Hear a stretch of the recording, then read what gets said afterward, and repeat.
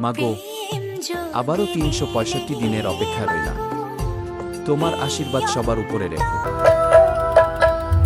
চলে গেল মা।